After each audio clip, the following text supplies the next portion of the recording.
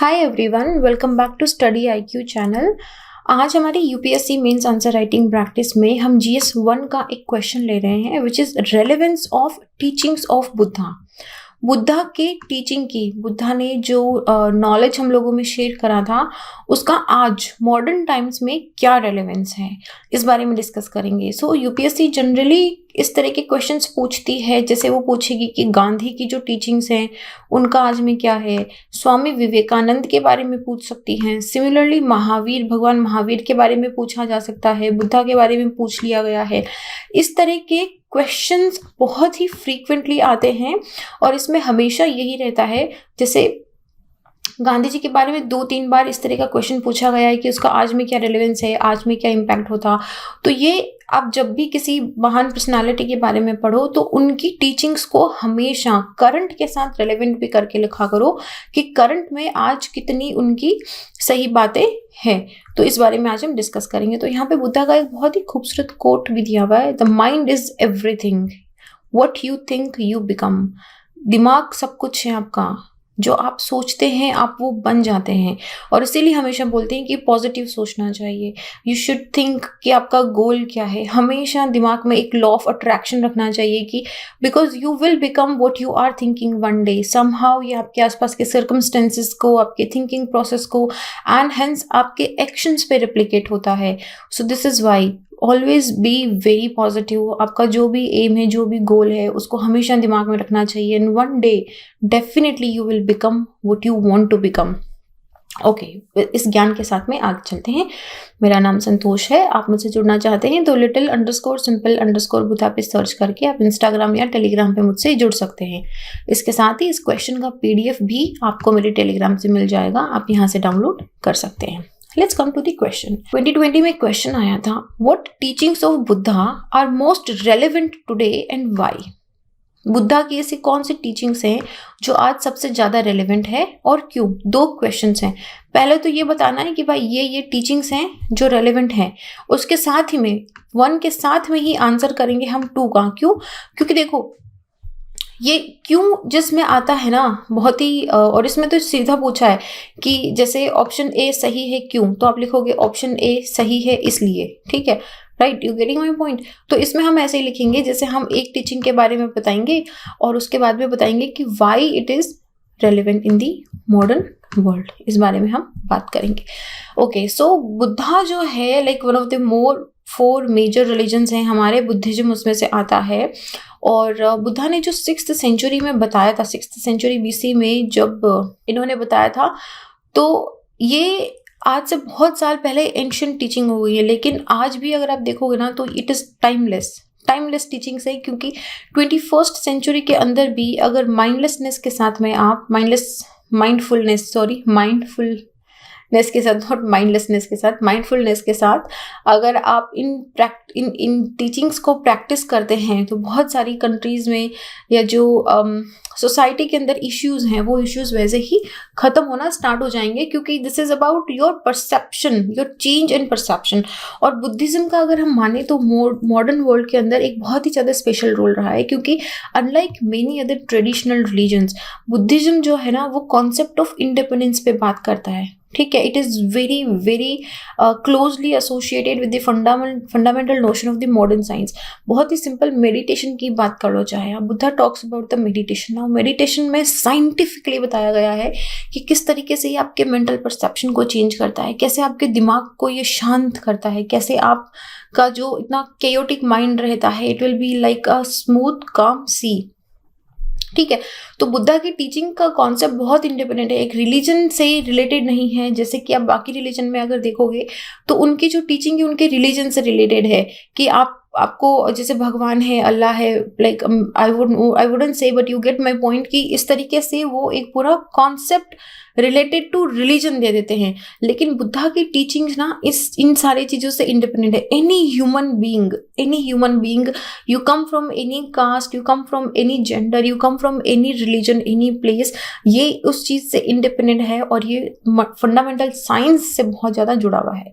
तो दलाई लामा जी को आप जानते होंगे, जो तिब्बतियन स्पिरिचुअल लीडर है। इन्होंने एक बात बोली थी कि जो 20th सेंचुरी है it was century of war and violence, right, World War I, World War II, बहुत सारे कोल्ड वॉर.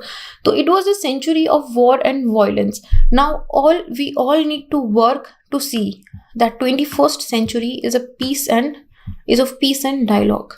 तो ये जो इन्होंने बताया ना कि 20th सेंचुरी में बहुत वॉर एंड वायलेंस था, लेकिन 21st सेंचुरी में हमको पीस एंड डायलॉग चाहिए. तो यहाँ पे he is relating this thing कि बुद्धा ने किस तरह की टीचिंग्स दी थी जिनसे हम पीस एंड डायलॉग, पीस को हम मेंटेन कर सकते हैं. एंड ही ऑल्सो सेड कि बुद्धा जो है we can think of Buddhism in 3, generally आप 3 कैटेगरी में मान सकते हो इसको, कि एक तो बुद्धा की फिलॉसफी क्या है, दूसरा बुद्धा की साइंस क्या है, एंड उनका रिलीजनल एस्पेक्ट क्या है. तो जो रिलीजियस एस्पेक्ट है, जो रिलीजियस पार्ट है, ये एक प्रिंसिपल और ऐसी प्रैक्टिस को इन्वॉल्व रखता है जो सिर्फ बुद्धिज्म के साथ कंसर्न करता है. ठीक है, कि बुद्धिज्म में ऐसे कपड़े पहनेंगे, इस तरीके से अपना पूजा पाठ करेंगे. तो this is one thing which is religious thing, उसको हटा दो. उसके अलावा जो फिलॉसफी और साइंस है, वो 2 ऐसी चीजें हैं जो बिल्कुल इंडिपेंडेंट है उनके रिलीजन से.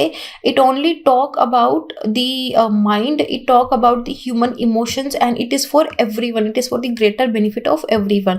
सो आप इसमें ये बहुत अच्छी तरीके से मेंशन करना कि कैसे फिलोसफी, साइंस एंड रिलीजन है, उसमें रिलीजियस वाला पार्ट अगर आप हटा दो तो फिलोसफी एंड साइंस बुद्धा के 2 ऐसे पार्ट हैं जो आज भी बहुत ज़्यादा relevant. Even see religion is also relevant, but हम यहाँ पे क्या बात कर रहे हैं, हम एक ब्रॉडर पर्सपेक्टिव में बात कर रहे हैं, हम रिलीजियस पॉइंट ऑफ व्यू से बात नहीं कर रहे हैं ना, इसलिए हम साइंस एंड फिलोसफी पे बात करेंगे. तो बुद्धा की 4 नोबल ट्रुथ्स हैं which are considered as the essence of the Buddha's teaching.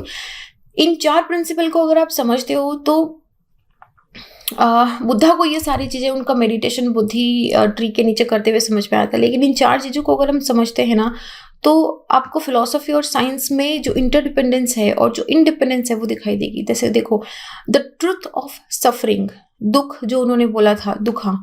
फिर है कि the truth of origin of suffering, कहाँ से आया है आपका जो दुख है, आपकी जो सफरिंग है, उसका ओरिजिन क्या है. Then the truth of cessation of suffering, खत्म कैसे करना है इसको, निरोध कैसे करना है इसका, किस तरीके से हमको इलाज करना है. Then the path to the cessation of the suffering. बिल्कुल देखो चीज को कितना सही बताया इन्होंने कि ट्रुथ ऑफ सफरिंग, फिर ओरिजिन ऑफ सफरिंग क्या है, फिर द ट्रुथ ऑफ सेसेशन, इसको खत्म करना है, इसका निरोध करना है. पर उसको कैसे खत्म करना है वो पाथ दिखाया जाएगा, आपको मार्ग दिखाया जाएगा. तो ये 4 प्रिंसिपल बुद्धा को समझ में आए थे. पर्टिकुलरली अगर अभी की बात करें तो जो जैसे इनकी 8 स्टेजेस हैं, जैसे विजडम के अंदर ये बोलते हैं right understanding and intentions. Ethical conduct में इन्होंने right speech, right action and right livelihood की बात करी थी. मेडिटेशन के अंदर अगर हम बात करें तो right effort, mindfulness and concentration की बात करी थी. तो हम इसको अगर 3 ब्रॉडर कैटेगरी में बांटें, wisdom, ethical conduct and meditation, तो बुद्धा ने ये जो 8 फोल्ड मार्ग दिखाया था, उनका यही मतलब था कि this is like an enlightenment. जैसे आप किसी नदी को क्रॉस कर रहे हो, तो आप बोट में बैठ गए हो, ठीक है, you are in the boat, लेकिन जब तक आप वो राफ्ट नहीं चलाओगे, जब तक आप राफ्ट को जिस डायरेक्शन में आपको जाना है उसमें मूव नहीं करोगे, तो आप अपनी डेस्टिनेशन पे नहीं पहुंचोगे. सो ये जो राफ्ट है, it is these 8 fold paths, ये आपको एनलाइट करेगा. And Buddha was one of those जो बहुत इस चीज के बारे में कॉन्शियस थे कि नफरत का क्या इम्पैक्ट हो सकता है. It can ruin people's life, जैसे हम बोलते हैं ना कि revenge is the best dish served cold and etcetera etcetera. So Buddha was very conscious about that. And similarly loving kindness, जो बुद्धा का एकदम कॉर्नरस्टोन था. आप देखोगे बुद्धा के बोधि ट्री के पास आपको बहुत सारे एनिमल्स भी मिलेंगे, और ये उनका बहुत ही सिंपल एथिकल प्रिंसिपल था. उन्होंने ये प्रिंसिपल ऑफ लविंग काइंडनेस जो है कि आप सबके साथ सद्भावना का व्यवहार रखें, सबके साथ आप प्यार से व्यवहार करें, नम्रता से व्यवहार करें, ये सब उन्होंने जिंदगी में उतारा था. फिर बुद्धा ने जो करुणा है, करुणा जिसे हम बोलते हैं कंपैशन, लोगों की तकलीफ को समझना, कि जैसे हम बोलते हैं ना कि दूसरे के शू में अपना पाँव डाल के देखना, like you put your feet in my shoes. तो दूसरों की जगह पे खुद को रख के देखना कि आपको उनको कैसा लग रहा है, उनको क्या फील हो रहा है, उनके क्या इमोशन है, that is compassion. And compassion बहुत इजीली जनरेट भी करा जा सकता है। जैसे आप किसी को दुख में देखते हो या किसी को लग गई है चोट, तो आपके दिल में अचानक से ऐसे एकदम टीस होती है ना कि कितना दुख रहा होगा उसको, कितना दर्द हो रहा होगा उसको। तो this is what compassion is. हमारा एकदम ऐसे दिल पसी जाता है and we rush to help him. So fourth और लास्ट इनका है loving kindness, and that is total equanimity. Equanimity का मतलब क्या होता है, देखो इसको यही प्रोनाउंस करते हैं इक्वानिमिटी, विच इज उपेक्षा। मतलब आप कितनी भी डिफिकल्ट सिचुएशन आ जाए उसमें आप काम हो। चाहे आपको बहुत गुस्सा आ रहा है, यू कंट्रोल योर इमोशंस। आप बहुत ज़्यादा खुश हो, आपका मन कर रहा है बिल्कुल आईफिल टावर पे जाके नाचो, फिर भी आप शांत हो। Expressing your emotion and then having control over your emotions बहुत दो अलग चीज़ें हैं, ठीक है। So when you have no friends no enemy, आपका कोई हाई नहीं है कोई लो नहीं है, आप बहुत ही neutral calm state of mind में चल रहे हो, and that is where you don't have any distinctions between one people and another people. आप बिल्कुल यूनिटी में ऐसे मर्ज हो जाते हो। और दूसरी बहुत ही सिग्निफिकेंट प्रीचिंग थी बुद्धा की, भावना, विच इज मेडिटेशन। देखो हमने तीनों चीजें पढ़ी है ना, विजडम, एथिकल कंडक्ट, मेडिटेशन।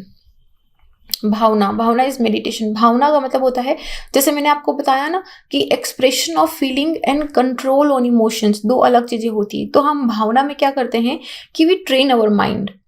हम इस तरीके से अपने दिमाग को ट्रेन करते हैं कि ये हर एक सिचुएशन में पॉजिटिविटी ढूंढ लेता है, हर एक सिचुएशन के अंदर शांत रहना सीख लेता है।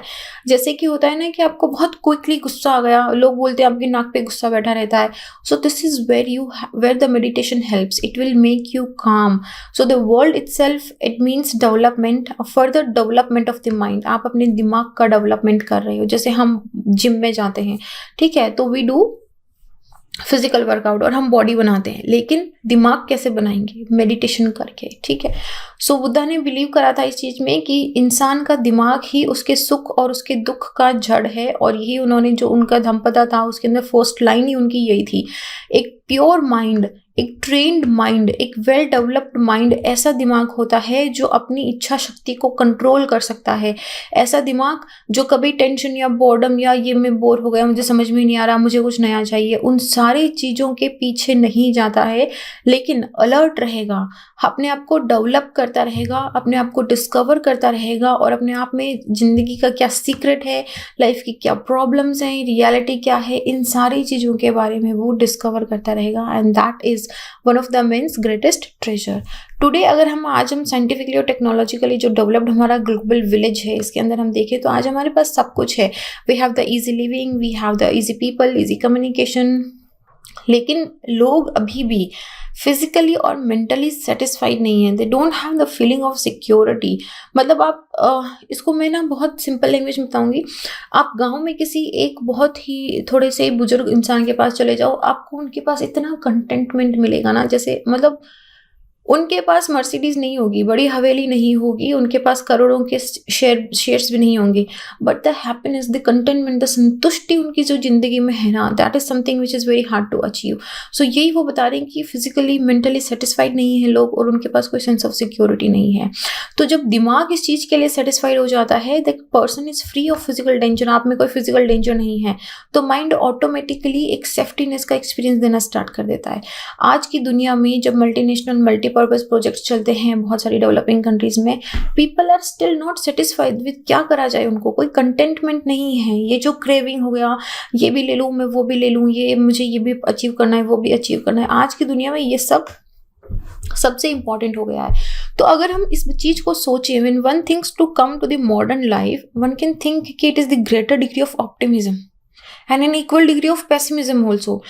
आज की दुनिया में कोई भी इंसान आके आराम से ही can be pleased to live in a time जहाँ पे उसको लगेगा कि इंसान कुछ भी कनकर कर सकता है एक्सेप्ट फ्यू डिजीजेज, जैसे कि कोविड हो गया और कुछ यूनिवर्स के प्लेसेस। तो ऐसे में उसको बड़ा पेस्टिमिटिक अप्रोच रखना चाहिए कि मैं आज जिंदगी में कुछ भी अचीव कर सकता हूँ, there is nothing which I can not do. तो बुद्धिज्म का जो एप्लीकेशन है टुडे मॉडर्न लाइफ में, वो बहुत ही टाइमलेस रेलेवेंस के साथ में आता है। इसकी एक एटर्नल वैल्यूज हैं जो तब भी थी आज भी हैं। ह्यूमैनिटी के बारे में उसने तब भी बताया था, ह्यूमैनिटी के बारे में वो आज भी बता रहा है। बुद्धा का अगर स्पेशल रोल दुनिया में देखें तो ऐसे नहीं है कि अभी सडनली हमने अंडरस्टैंड करना स्टार्ट कर दिया है क्या। It is more than that. Buddhism uniquely प्रोपाउंड की जो कॉन्सेप्ट ऑफ इंटरडिपेंडेंस होता है, और ये बहुत ही क्लोजली रिलेटेड है फंडामेंटल साइंस से, मैंने बताया था आपको।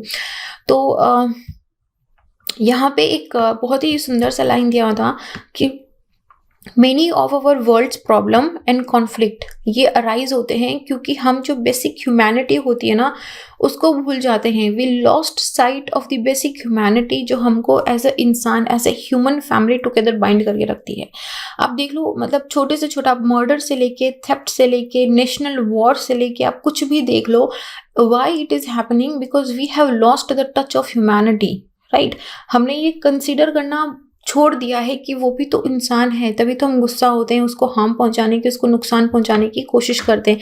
कंपैशन नाम की चीज़ नहीं रही है। तो यहाँ पे एक बहुत ही ब्रिलियंट एग्जांपल दिया गया है, जैसे एम्परर अशोका है। अशोका को आप, मतलब ही वॉज एन कॉन्करर, ठीक है, उसकी जो युद्ध की कहानियां हैं वो बहुत इंपॉर्टेंट है, लेकिन उसकी ज़िंदगी में जो ट्विस्ट आया था कलिंगा वॉर के बाद में, ही कन्वर्टेड फ्रॉम अ कॉन्करर, एक शहनशाह से वो मिशनरी बन गया था। उसने अभी धर्म को प्रीच करना स्टार्ट कर दिया था। तो अभी हिस्ट्री ना अशोका को एज अ वॉरियर नहीं याद करती है, अशोका को एज ए मिशनरी वो याद करती है। So this was very simple. इसमें ना, मतलब कंटेंट मैं आपको बताऊंगी, उससे ज़्यादा कंटेंट अगर आप खुद से सोचेंगे ना तो आपको समझ में आएगा कि अच्छा मैं ये भी तो पॉइंट ऐड कर सकता हूँ, मैं ये भी तो पॉइंट ऐड कर सकता हूँ। तो अपनी रियल लाइफ में आप कहाँ कहाँ पे बुद्धा की प्रीचिंग्स को रखते हो। जैसे मैं मेडिटेशन करती हूँ तो मैं आई लाइक डूइंग मेडिटेशन कि अच्छा it keeps my mind very calm. तो आप अपने हिसाब से देखो कि कहाँ पे और फिर क्यों हेल्प करता है। So this was it. And again this kind of questions keep coming. तो जब भी आप ग्रेटर पर्सनैलिटी के बारे में पढ़ो तो उनमें देखना कि करंट में रिलेवेंस क्या है, right. So this is it. I'll see you guys in the next question. Till then, be happy. Jai Hind.